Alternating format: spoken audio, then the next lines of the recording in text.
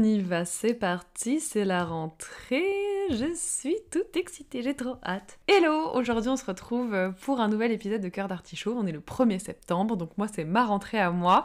J'espère que vous avez passé un bel été ou que vous prolongez cet été, que vous avez pu partir en vacances ou pas, mais que dans tous les cas vous ayez pu profiter de ce moment malgré le temps un peu hasardeux que nous avons eu cet été, mais bon, je pense qu'il va falloir qu'on s'y habitue. À l'approche de l'été, les sorties, les hormones en folie, tout ça, j'ai donc voulu retélécharger une énième fois les applications de rencontres. Spoiler alerte, je n'ai évidemment rencontré quasiment personne, on va dire, voilà. Mais au moins, j'ai pu comprendre plusieurs choses, et que ce soit sur les applications de rencontres et aussi sur moi-même. Et en parlant autour de moi avec pas mal de copines, etc., qui utilisent ou qui ont utilisé les applis, on est d'accord sur plusieurs points. Déjà, je vais vous annoncer la couleur. Il y a un petit peu une relation amour-haine avec les applications de rencontres. C'est-à-dire que c'est sympa, ça te divertit un petit peu, mais j'ai un peu l'impression que du coup, ça me distrait et que c'est un petit peu une petite fuite. Le premier constat étant que, déjà, tu retrouves toujours les mêmes profils, et ça c'est un petit peu terrifiant quand même, on va se le dire. L'été fait que du coup tu sors plus, et donc tu remets les applications un peu par culpabilité, parce que tu te dis qu'il faut rencontrer de nouvelles personnes, que c'est l'occasion. Il y a un peu cette injonction avec l'été de il faut avoir des petites amourettes de vacances. Aussi on est plus souvent à l'extérieur et tout, donc c'est plus propice à la rencontre, on est bien d'accord là-dessus. J'ai du coup pu constater aussi que la plupart des gens présents sur les applis ne recherchent pas de sérieux, ou alors te font croire que oui, mais finalement pas spécialement, quoi. Ce qui est ok, tu vois, mais juste je pense qu'il faut être honnête et clair avec tes envies, parce que ça nous évite chacun de perdre du temps, voilà. Alors ça, j'ai du mal à comprendre le concept, c'est-à-dire que tu as matché avec la personne, des fois il peut y avoir effectivement des erreurs, ça m'est arrivé, ça arrive à tout le monde, tu te souviens même pas que t'avais matché cette personne, donc tu supprimes tout de suite le profil. Mais après, il y en a, ils te matchent, mais c'est un peu en mode, tiens, c'est bon, la mise de côté, elle est là, au cas où, dans le catalogue, on va pouvoir aller voir par la suite, mais aucune discussion, donc tu comprends très bien que si la personne n'engage pas la discussion, c'est qu'encore une fois, elle ne veut que te sauter, à la rigueur, et encore pas tout le temps. Déjà, tant que tu le sais, je pense que c'est une bonne chose de savoir pourquoi tu retélécharges tes applis. Qu'est-ce que tu cherches, qu'est-ce que tu veux gagner en y allant. Aussi, j'ai vu une statistique qui m'a fait péter un plomb. Je sais plus si c'est 30 ou 60%, mais je crois que c'est 60%, et c'est ça qui est le plus dramatique. Des personnes présentes sur les applications de rencontres sont en couple. Voilà. Alors faut m'expliquer, les gars ou les meufs, le concept. Pour moi, on n'envisage pas le couple de la même manière si tu es capable d'être sur les applis en étant avec quelqu'un. Donc moi déjà je trouve ça extrêmement pas rassurant, voilà. Ensuite, les autres petits constats que j'ai pu faire, c'est que j'avoue qu'au début j'y vais 5 minutes, mais déjà le fait de devoir swiper longtemps pour pouvoir arriver de plus en plus sur des profils qui peuvent te plaire, le temps que l'algorithme capte ce qui peut te plaire potentiellement, c'est très très chiant. En fait, au début, ça m'amuse vite fait, c'est sympa, ça me rebooste un petit peu ma confiance en moi et tout. Et puis après, je me fais chier très rapidement, quoi. Voilà, je me rends compte que j'y vais aussi quand je m'ennuie, mais que du coup, ça fait que je m'ennuie d'autant plus. Et j'y vais aussi, on va pas se mytho, les moments où je sens un petit peu que je me sens seule et tout ça. Voilà, oups, pardon. Je sais que j'y vais pas pour les bonnes raisons, mais j'ai quand même toujours une petite voix dans ma tête qui me dit « on sait jamais ».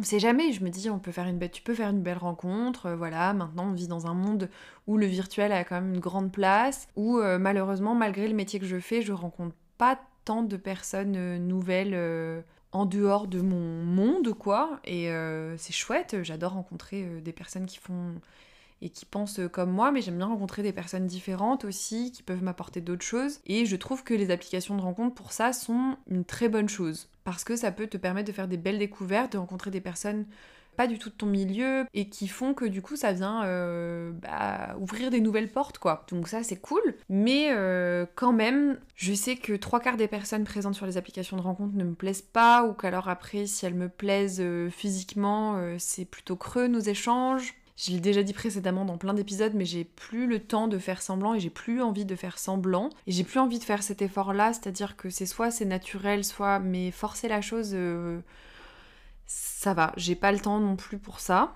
Mais ce qui est chouette par contre, c'est que je me suis dit, d'un commun accord avec moi-même, c'est déjà pas mal, que j'utilise les applications de rencontre un peu comme un baromètre pour savoir où j'en suis personnellement de mon cheminement par rapport aux relations, par rapport à ma dépendance affective, par rapport à tous les sujets dont je vous ai déjà parlé jusqu'à présent.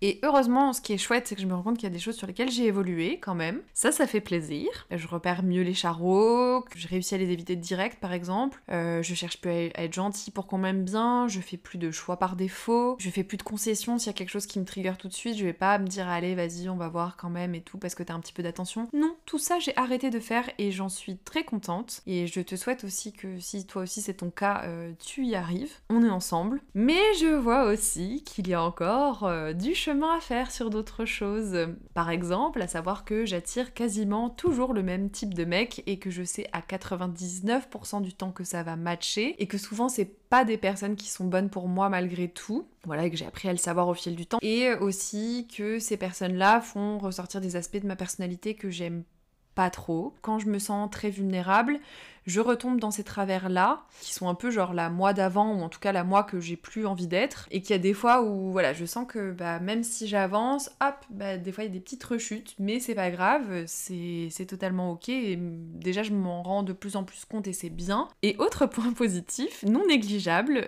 si ça se trouve, tu as découvert Cœur d'Artichaut en voyant mon profil sur une application de rencontre, puisque de base, je me suis dit, écoute, tant qu'à faire, utilisons cette plateforme pour faire de la promo pour le podcast. Je pense que les personnes sur les applis peuvent être totalement la cible du propos de mon podcast. Et je me suis dit, écoute, faut bien prendre ce qu'il y a à prendre. À défaut de rencontrer quelqu'un, et au moins on aura fait de la promo pour le podcast et c'est déjà chouette. Du coup, pour revenir aux applications de rencontre, en fait, j'avais déjà un petit peu abordé le sujet auparavant, mais c'est un peu un supermarché. T'as un catalogue de personnes qui ont décidé de faire partie de ce catalogue avec leur consentement. Et toi aussi, tu fais partie de ce même catalogue et selon tes swipes, tes centres d'intérêt, ton niveau d'études, etc. L'application, et donc un algorithme, donc rien de très glamour, va te proposer des personnes qui te correspondent, plus ou moins, et c'est souvent moins quand même que plus. Mais tout est fait en fait pour que tu passes le plus de temps sur l'application de rencontre et que tu y restes le plus longtemps possible, ou que tu veuilles utiliser les fonctionnalités payantes, ce que moi je ne fais pas parce que j'ai pas du tout envie de payer pour rencontrer quelqu'un, faut pas déconner non plus. Bon après, effectivement, c'est un peu comme dans la vie, dans les boîtes, les meufs payent pas, les mecs payent parce que on est un petit peu l'attraction, voilà. Et c'est un peu la même chose sur les applications de rencontre et je trouve ça un peu dommage et un peu triste. Mais c'est surtout qu'en fait, la chose qui me rend le plus triste, je pense, c'est le côté qu'il n'y a plus de mystère à la rencontre en vrai. Il n'y a plus beaucoup de place à la découverte la plupart du temps et tu te bases sur des photos qui souvent sont pas très représentatives de la personne. En plus les salut ça va en première discussion, perso, j'en peux plus, j'en ai ras la casquette, comme on dirait. Et ensuite, pour trouver quelqu'un qui veut pas juste te pécho et qui a un minimum de conversation, c'est quand même plutôt complexe. Alors après, soit c'est moi qui suis trop exigeante, soit je suis pas faite pour les applications de rencontre et c'est un fait. Je ne sais pas. Très honnêtement, je sais pas. Et en même temps, du coup, mon exigence permet de faire le tri aussi sur ce que je sais de plus en plus ce que je veux, ce que je ne veux pas. Et j'ai plus envie de faire des concessions sur des choses qui sont importantes pour moi. Et ça, je pense que pour moi qui suis quelqu'un qui avait du mal avec l'estime de moi-même, etc., c'est quand même une bonne preuve que j'arrive à avoir plus confiance en moi, à accepter que ce que je veux, c'est légitime, etc. Donc ça, j'en suis très heureuse. Pour vous retracer un tout petit peu mon parcours, et ça va être assez rapide quand même, j'ai eu différentes expériences avec les applications de rencontres. Et j'ai envie de vous faire un petit peu mon parcours de cette jungle virtuelle. MDR. Du coup, ce qui est cool pour aborder les gens, et c'est ce que j'aime sur Bumble, c'est que t'as une fonctionnalité qui s'appelle le jeu des questions, je crois, et t'as des questions toutes faites qui changent un petit peu des salut ça va, justement, dont je te disais, et il y en a une que j'aime bien en tant que bon taureau, il y en a deux, il y en a même trois que j'utilise pour cerner un petit peu la personne, mais celle que j'utilise principalement, c'est qu'est-ce que tu aimes manger pour te remonter le moral. Déjà, tu as deux types de réponses, soit la réponse premier degré qui me va, soit une réponse un peu fun, ou si te répondent une chatte, eh bien c'est mort, ça dégage direct, ça me permet de faire le tri. Autre question qui est sympa, quelle est la chanson donc de karaoké, que tu aimes chanter en karaoké? Parce que moi j'adore ça et c'est un bon signe aussi pour savoir ce qu'ils te répondent. Et aussi quelle est la chanson qui décrit ta vie. donc ça permet d'avoir un aperçu de leurs goûts musicaux, donc si ça peut matcher ou pas, et moi aussi de dire bon bah voilà, moi mon son c'est ça, vous vous en doutez, c'est un son de DC's qui est sublime. Voilà, le titre c'est sublime. Le titre est sublime, mais le titre c'est sublime. Je trouve que c'est le son qui me représente le plus et qui dit le plus de choses de moi, d'autant plus que les personnes ont accès au podcast où je raconte quand même une grosse partie de mon intimité, donc je me rends compte que je pars un peu dans tous les sens, mais c'est pas grave. J'ai eu de sacrées pépites quand même, hein, parce que j'ai eu quand même quelqu'un qui m'a dit « Dommage que tu ne cherches que du sérieux parce que putain, qu'est-ce que t'es belle ».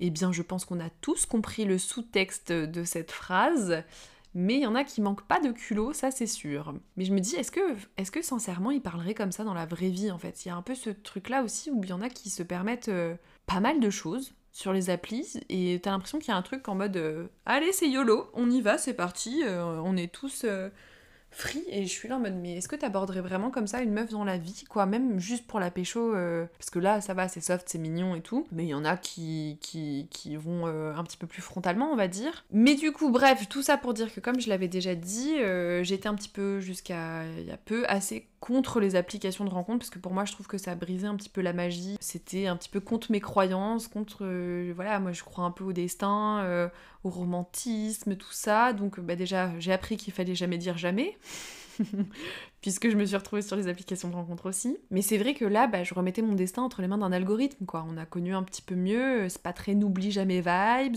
ni très normal people, qui sont des trucs un peu qui me font kiffer, quoi. Donc la première fois que j'ai téléchargé les applications de rencontres, ce n'était pas du tout pour une bonne raison, puisque c'était dans le but de retrouver mon ex. Non mais, bah ne faites jamais ça, hein, voilà. C'est déjà une sensation horrible de tomber sur le profil de ton ancien partenaire sur une application de rencontre. Ensuite, bah, j'ai eu droit à mon premier date de l'enfer, donc si tu ne l'as pas écouté, j'ai fait un épisode complet dessus, donc je te laisserai aller l'écouter. Je me suis aussi faite avoir un petit peu comme une couillonne naïvement par un faux profil. Petit tips du coup d'ailleurs, demandez-leur de faire vérifier leur compte si vous avez un doute. Du coup au moins bah voilà, j'ai pu travailler sur ma naïveté, donc ça c'était une bonne chose. Ensuite bah, j'ai été en couple avec quelqu'un que j'ai rencontré sur Bumble pendant 6 mois. Donc voilà, cette relation m'a appris beaucoup de choses. J'ai fait un épisode sur la rupture qu'elle a engendrée qui s'appelle Comment on fait le deuil de quelqu'un de vivant, entre autres. Et ensuite, j'ai eu une nouvelle phase l'été dernier, du coup, où j'avais envie de me laisser porter, j'avais envie de m'amuser un petit peu, de faire des rencontres. Donc j'ai pu faire une jolie rencontre à la fin de l'été. Pas cet été-là, mais l'été d'avant. C'était assez clair, lui, il voulait pas de sérieux. Moi, j'étais assez ok avec ça de base. Même si, évidemment, bah voilà, je me suis attachée un petit peu, j'avais envie de plus, on a partagé des jolis moments quand c'était possible, mais c'était souvent moi qui étais en demande, et donc j'ai fini par me respecter un petit peu, j'ai arrêté. Ensuite, j'ai eu quelqu'un qu'on va appeler Ghostman. On va l'appeler comme ça parce que lui, c'était vraiment une cata. J'étais à un moment où j'étais pas du tout au top, je pense. Lui, il était très bad vibes, très torturé. Il y avait vraiment mon syndrome de l'infirmière, de la sauveuse en alerte. Et donc, j'ai laissé faire un petit peu nimp pendant un très court laps de temps, puis il a disparu aussi vite qu'il est arrivé. Et c'est pas plus mal, finalement, je le remercie de m'avoir ghosté puisque ça m'a évité bon nombre de souffrances, on va dire. Et je vais faire un constat qui est un petit peu terrible par rapport aux applications de rencontres, c'est que en vrai, bah, la seule connexion que j'ai connue cette année avec quelqu'un, c'est une connexion qui existait déjà. Et c'est pas quelqu'un que j'ai connu sur les applications de rencontres. Et je pense que c'est quand même ma plus belle leçon de tout ça, c'est que ça me conforte quand même dans ce que je pensais déjà.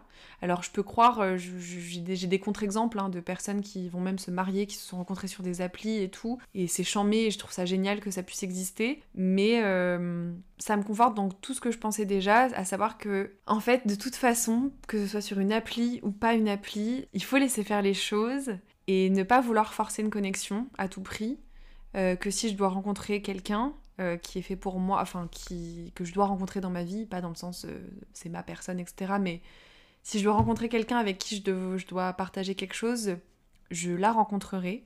Et, mais en même temps, je me dis que j'ai envie d'avoir confiance et que je le rencontrerai sur mon chemin, peu importe comment, si c'est le destin et qu'on doit se croiser, faire un bout de chemin ensemble, faire une grosse partie de la route ensemble aussi, et ben que ça se fera. Voilà, si j'avais un petit message à faire passer, c'est ça, c'est que je pense que ce soit par les applis ou pas, tu rencontreras toujours quelqu'un avec qui tu auras une très belle connexion, et je pense que ça, tu le sais tout de suite. Je pense que c'est en ça qu'il faut avoir confiance et écouter nos instincts, que si on pense qu'il y a des choses qui sont pas bonnes pour nous, il faut pas y aller, et que en même temps, si on a envie de rencontrer des nouvelles personnes, je pense que c'est quand même un bon moyen.